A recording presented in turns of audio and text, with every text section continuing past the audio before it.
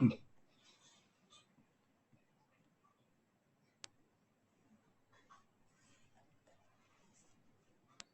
दोस्तों, आप सभी का स्वागत है हमारे चैनल शाश्वत सीजीपीसी सीजी में। देखिएगा, आज हम लोग करने वाले हैं आपकी विज्ञान का क्लास नंबर 26। ठीक है, कौन सी क्लास नंबर करने वाले हैं? 26 करने वाले हैं।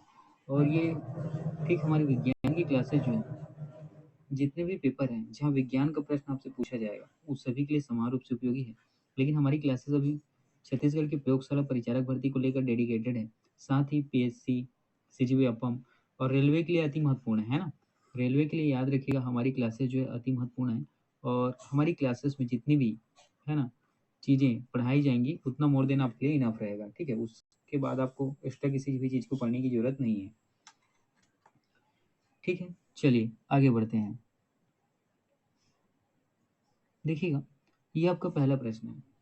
सबसे पहले आप प्रश्न को पढ़ेंगे, उसके बाद सॉल्व करने की कोशिश करेंगे। ठीक है, तो देखिए यहाँ पे सबसे पहले आपसे पूछा गया है कि जल की कठोरता। देखिए ये प्रश्न थोड़ा सा हाँ थोड़ा सा मिसप्रिंट हो गया है, इस प्रकार से है। ठीक, जल की कठोरता, उसके बाद ये खाली स्थान रहेगा। जल की कठोरता को या जल की कठोरता का उपयोग किस, है ना, जल की कठोरता का, ठीक, ये खाली स्थान रहेगा, का उपयोग करके, ठीक, दूर की जा सकती है।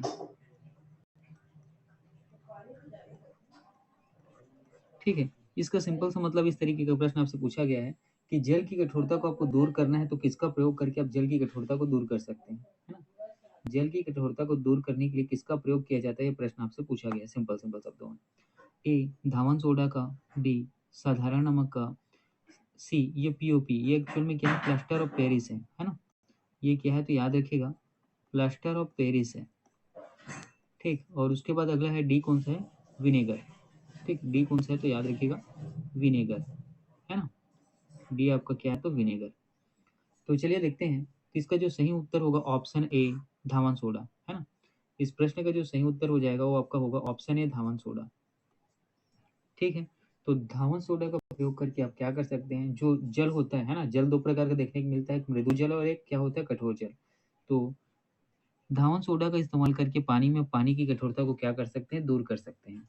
ठीक है, धावन सोडा, धावन सोडा के बारे में आपको क्या याद रखना है कि धावन सोडा को सोडियम कार्बोनेट कहा जाता है ना। धावन सोडा को ही क्या तो सोडियम कार्बोनेट के नाम से जाना जाता है। ठीक है, इसका हम लोग रासायनिक सूत्र देखते हैं, तो धावन सोडा का रासायनिक सूत्र होता है आपका Na2CO3, है ना। Sodium carbonate dot 10H2O, 10 hydrogen. ठीक है, सोडियम कार्बोनेट और 10H2, ये धावन सोडा का क्या होता है तो याद रखिएगा रासायनिक सूत्र होता है। ठीक है, और साथ ही अगर और देखा जाए इसका उपयोग धावन सोडा का या सोडियम कार्बोनेट का, तो सोडियम कार्बोनेट का उपयोग जो है कांच बनाने में किया जाता है, साथ ही साबुन बनाने में किया जाता है ना। और देखिए कागज के उद्योग में भी इसका प्रयोग किया जाता है। ठीक, कागज उद्योग में भी इसका क्या तो प्रयोग किया जाता है। तो जल की कठोरता को दूर करने के लिए प्रयोग किया जाता है किसका, तो धावन सोडा का। धावन सोडा का रासायनिक सूत्र होता है सोडियम कार्बोनेट डॉट 10H2O, है ना। इसको हम लोग और किस नाम से जानते हैं तो सोडियम कार्बोनेट के नाम से जानते हैं। और सोडियम कार्बोनेट का उपयोग साबुन के निर्माण में, कागज उद्योग में और कांच के निर्माण में किया जाता है। ठीक, बस इतनी बातें याद रखनी है। चलिए देखिएगा, ये आपका अगला प्रश्न है। ठीक है, ये आपका अगला प्रश्न है। सबसे पहले आप प्रश्न को अच्छे से पढ़ेंगे, उसके फिर उत्तर देने की कोशिश करेंगे। देखिए, एक मिनट, चलिए देखिए, ये आपका अगला प्रश्न है ना। ये जो है क्या है तो आपका अगला प्रश्न है, और इसमें आपसे पूछा गया है कि निम्नलिखित में से कौन सी गैस का ऊर्जा, ठीक, निम्नलिखित में कौन सी गैस का ऊर्जा जो है या ऊर्जा मान, जिसको कैलोरी मान के नाम से भी जाना जाता है, सबसे अधिक होता है। वो गैस आपको बतानी है जिसका ऊर्जा मान, है ना, जो सर्वाधिक ऊर्जा प्रोड्यूस करता है या जिसका जो कैलोरी मान है वो सबसे अधिक होता है, ये बताना है। सिंपल से शब्दों में कहा गया है कि जितने भी गैस दिए हैं उसमें किसका ऊर्जा सबसे अधिक होता है, ये आपको बताने हैं। Option A hydrogen, option B LPG, है ना, liquid petroleum gas, option C प्राकृतिक गैस और ऑप्शन डी मेथेन। ये चारों गैसें हैं और किसकी ऊर्जा सर्वाधिक होती है आपको बताना है। तो याद रखिएगा ऑप्शन ए की, है ना, जो हाइड्रोजन होता है इसकी ऊर्जा जो है या इसकी जो कैलोरी मान है ये सबसे अधिक होती है। ठीक है, इसकी ऊर्जा या इसको कैलोरी मान जो है क्या होती है, सबसे अधिक होती है। तो इस प्रश्न का आपका सही उत्तर हो जाएगा ऑप्शन ए। ठीक है ना। तो हाइड्रोजन से याद रखिएगा, हाइड्रोजन से आपका क्या बनाया जाता है, हाइड्रोजन बम बनाया जाता है ना। तो हाइड्रोजन बम बनाया जाता है, याद रखिएगा हाइड्रोजन से ही क्या, तो आपका हाइड्रोजन बम बनाया जाता है। इस हाइड्रोजन बम को बनाने का कारण क्या है, क्योंकि ये क्या करता है, बहुत अधिक, ठीक है, बहुत अधिक ये क्या करता है, ऊर्जा उत्पन्न करता है। ठीक है, बहुत अधिक ये क्या करता है, ऊर्जा उत्पन्न करता है, या बहुत ज़्यादा क्या करता है, कैलोरी प्रोड्यूस करता है। ठीक है, अब आप लोगों को समझ में आया, चलिए ठीक है, इतनी चीज़ें याद रखनी, आगे बढ़ते हैं। देखिएगा ये आपका अगला प्रश्न है, ये जो है आपका अगला प्रश्न है और आपको बताना है कि ड्यूटेरियम की द्रव्यमान संख्या कितनी है ना? आपको क्या बताना है, देखिएगा ड्यूटेरियम की द्रव्यमान संख्या कितनी होती है आपको प्रश्न में पूछा गया है ना। ड्यूटेरियम की द्रव्यमान संख्या कितनी होती है प्रश्न में पूछा गया है, ए 2, बी 4, डी 1। ठीक है, तो देखिए ड्यूटेरियम की जो द्रव्यमान संख्या कितनी होती है वो होता है 2। यहाँ पर ऑप्शन ए आपका सही उत्तर हो जाएगा। ठीक है, जो ठीक है हाइड्रोजन के जितने भी समस्थानिक होते हैं, है ना, वो तीनों को आपको याद रखना है और उसी में जो ड्यूटेरियम है इसका कितना होता है 2, ट्राइटेरियम का कितना होता है याद रखेंगे 3। ठीक है, इतनी चीजें क्लियर हुई, चलिए आगे बढ़ते हैं।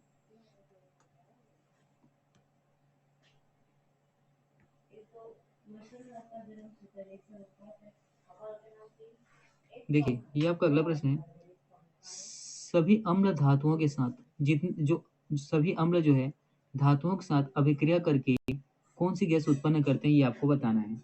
ए carbon dioxide, B hydrogen, C nitrogen, D oxygen. देखिएगा यहाँ पर जो सही उत्तर हो जाएगा ये होगा ऑप्शन बी हाइड्रोजन।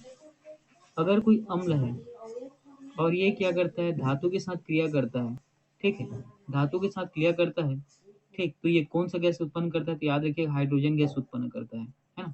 कौन सा गैस उत्पन्न करता है, तो हाइड्रोजन गैस उत्पन्न करता है। तो जितने भी अम्ल है अगर वो धातु के साथ क्रिया करते हैं तो कौन सी गैस उत्पन्न होगा, तो याद रखिएगा ऑप्शन भी सही हो जाएगा हाइड्रोजन। ठीक है, चलिए आगे बढ़ते हैं। देखिएगा ये आपका अगला प्रश्न है,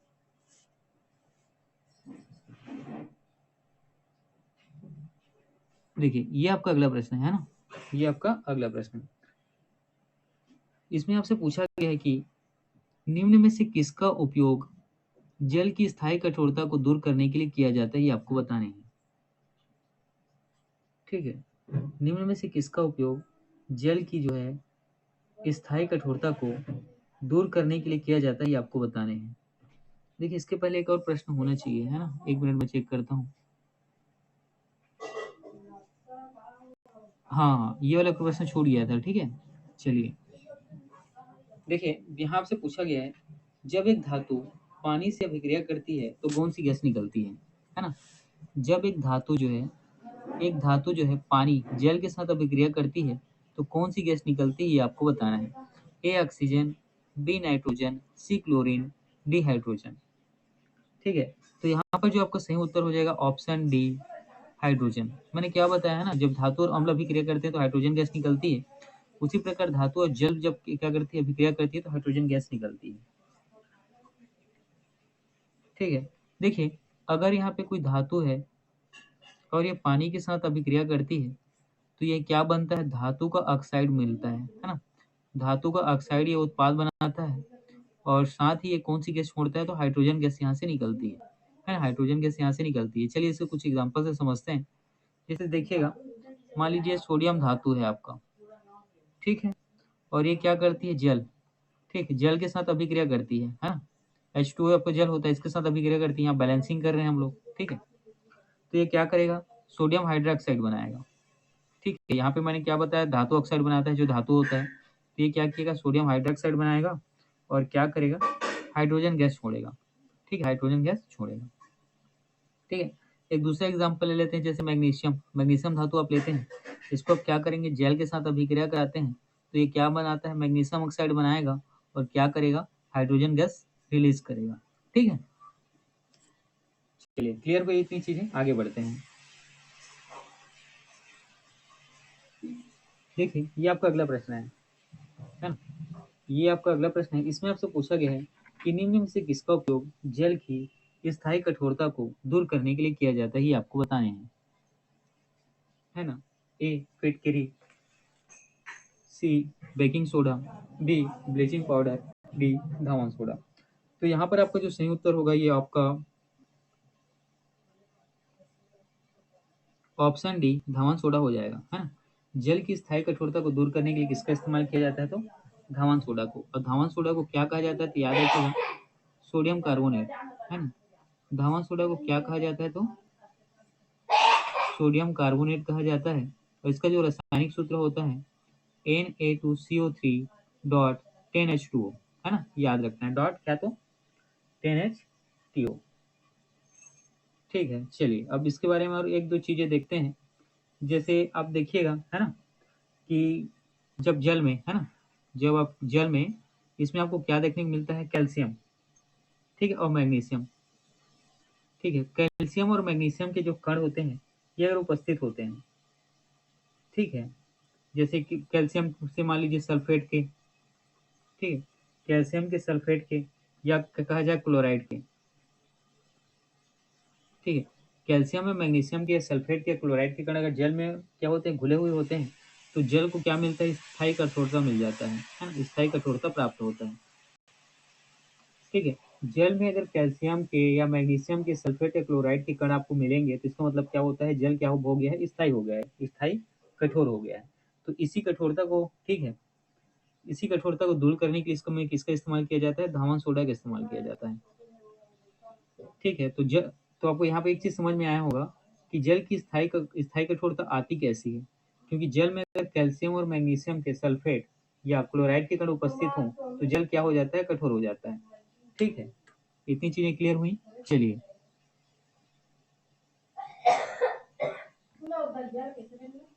देखिए ये आपका अगला प्रश्न है ना, ये आपका क्या, तो अगला प्रश्न है। और इसमें आपसे पूछा गया है, देखिए, कि वनस्पति तेल का हाइड्रोजनीकरण, है ना, हाइड्रोजनीकरण करना है, ये उदाहरण है किसका, एक बताना है। ए विस्थापन अभिक्रिया का, बी मिश्रण अभिक्रिया का, सी संलग्न अभिक्रिया का, डी प्रतिस्थापन अभिक्रिया का। तो याद रखिएगा यहाँ पर जो आपका सही उत्तर होगा ये ऑप्शन सी संकलन अभिक्रिया, है ना, क्या, तो संकलन अभिक्रिया। चलिए देखते हैं यहाँ पे। ठीक है, वनस्पति तेल का हाइड्रोजनीकरण कहलाता क्या है, तो संकलन अभिक्रिया कहलाता है। क्या कहलाता है, संकलन अभिक्रिया कहलाता है। देखिए जैसे मान लीजिए हाइड्रोजन, है ना, हाइड्रोजन हो गया, ये आपका क्लोरीन हो गया, ये आपका ब्रोमीन हो गया। ठीक है, ये सभी क्या है, असंतृप्त हाइड्रोकार्बन है। ये सभी क्या है, तो असंतृप्त हाइड्रोकार्बन है, आपको याद रखना है ना। असंतृप्त हाइड्रोकार्बन में नाम किसका याद रखना है, हाइड्रोजन का, क्लोरीन का और ब्रोमीन का। ठीक है, जब ये क्या करते हैं, ये सभी, है ना, और इनको इनकी क्रियाशीलता, मतलब कौन कितना ज्यादा क्रियाशील है, कौन कितना ज्यादा रिएक्टिव है ना, उस क्रम में इसको क्या करना, लिखना, उस क्रम में इसको लिखना या जोड़ना, ठीक है, ये क्या कहलाता है, संकलन अभिक्रिया कहलाता है। ठीक है, देखिए कुछ संतृप्त हाइड्रोकार्बन है जैसे हाइड्रोजन, क्लोरीन और ब्रोमीन, इनका जो है उनकी क्रियाशीलता के आधार पर एक क्रम में जोड़ना या क्रम में व्यवस्थित होना, ये क्या कहलाता है, तो संकलन अभिक्रिया कहलाता है। इतनी चीजें आपको याद रखना है। ठीक है, इतनी चीजें आपको याद रखना है। अब देखिए असंतृप्त हाइड्रोकार्बन में हम लोग थोड़ी देर पहले क्या पढ़े थे, इसी को ले लेते हैं, ठीक, वनस्पति तेल को। ठीक है, वनस्पति तेल के बारे में ही बात करते हैं। ठीक, तो वनस्पति तेल में आपको क्या देखने को मिलता है, यहाँ भी आपको असंतृप्त हाइड्रोकार्बन देखने को मिलता है।